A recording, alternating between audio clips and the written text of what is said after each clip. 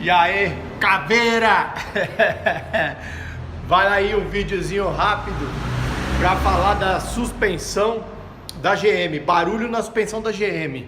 Vou mostrar aqui para vocês o que eu tô fazendo, ó. Aqui, ó, trocando os batentes superior. Não sei se vai dar para notar a altura de um e o outro. Esse é o novo. Aqui o que tava no carro, tá vendo, ó, dá pra ver a altura. Aqui como tá bem mais fundo aqui o miolo. E esse miolo aqui subiu. Esses batentes aqui Meriva, Agile, Astra, Zafira, tudo igual, tá? Tudo esse batentezinho aqui, ó. Olha aqui, ó, dá pra ver bem agora aqui, ó, como esse daqui é bem fundo, né?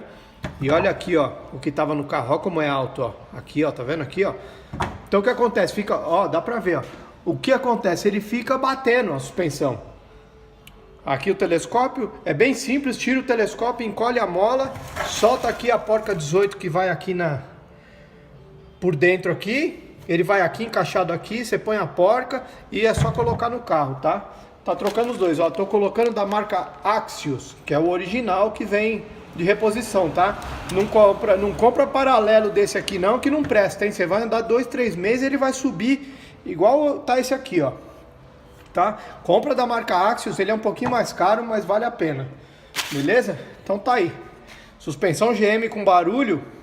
É isso aí, ó. Aqui, ó. Esse aqui é o Agile que eu tô trocando aqui, ó. Tá? Então falou. Um abraço pra todo mundo aí. Bom final de semana.